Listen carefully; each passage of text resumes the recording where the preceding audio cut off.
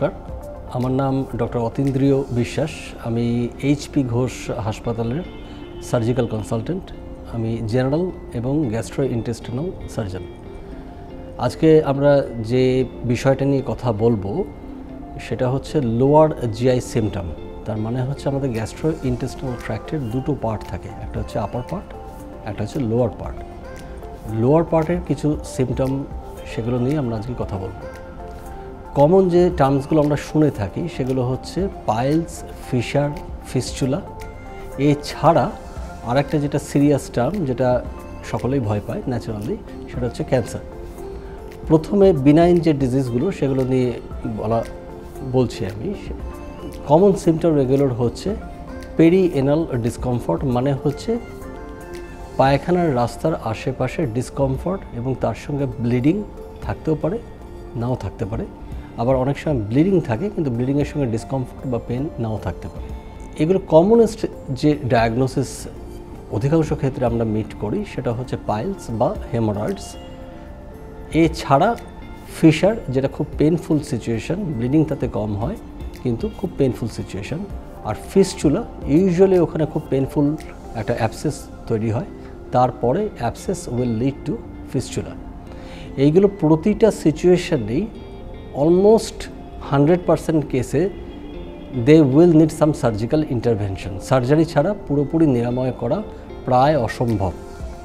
Piles একদম initial স্টেজে হয়তো বা সেটাকে কিছুদিনের জন্য নিরাময় করা সম্ভব, কিন্তু পুরোপুরি ট্রিটমেন্ট করতে গেলে, পুরোপুরি ভালো হতে গেলে পাইলস, ফিশার, ফিস্চুলা এই তিনটেতেই সার্জিক্যাল ইন্টারভেনশন কোনো না কোনো স্টেজে প্রয়োজন হয়।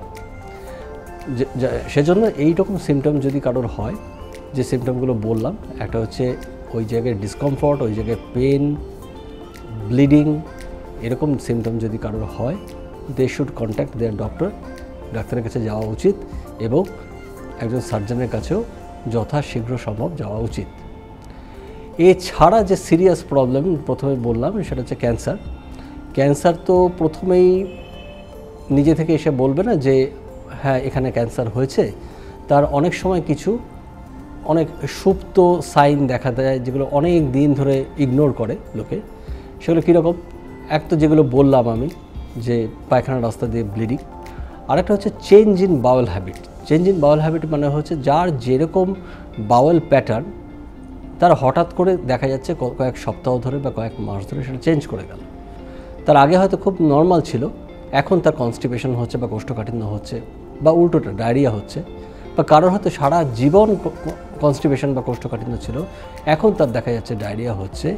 এগুলো সবই কিন্তু ক্যান্সারের আর্লি সাইন হতে পারে।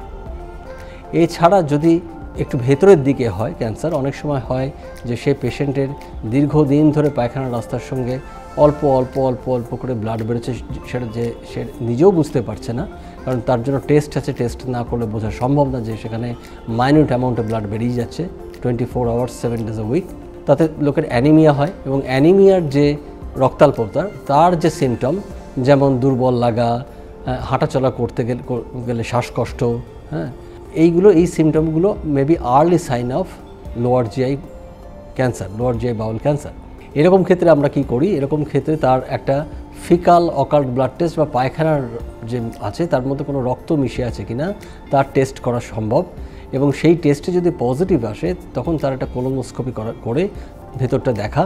এবং এই রকম যদি আমরা পেশেন্ট পপুলেশনকে করি তাহলে আমাদের অভিজ্ঞতায় দেখা গেছে যে প্রায় 2 to 12% কেস যাদের এরকম রক্তাল্পতা বা অন্যান্য সিমটম ছিল, তার ফিকাল অকাল্ট ব্লাড টেস্ট করে যদি পজিটিভ আসে, তখন আমরা যখন কোলোনোস্কোপি করি তার প্রায় 2 to 12% অফ কেসে তাদের আলটিমেটলি ক্যান্সার ধরা পড়ে এবং সেগুলো খুব আর্লি স্টেজে ধরা পড়ে, যেগুলো নিরাময় করা সম্ভব। কিন্তু এই পেশেন্টগুলোই যদি ফেলে রেখে দেওয়া হয়, অনেক দিন ধরে এগুলো চলতে থাকে, তাহলে ক্যান্সারটা বাড়তে বাড়তে বাড়তে এমন একটা জায়গায় যায় যখন এই নিরাময়, পুরোপুরি নিরাময় আর সম্ভব নাও হতে পারে। কাজে লোয়ার যে সিমটম যেগুলো বললাম আমি, এরকম টাইপের কোনো সিমটম হলে আপনাদের অতি অবশ্যই উচিত ডাক্তারের কাছে যাওয়া এবং পারলে একজন সার্জনের পরামর্শ নেওয়া। নমস্কার।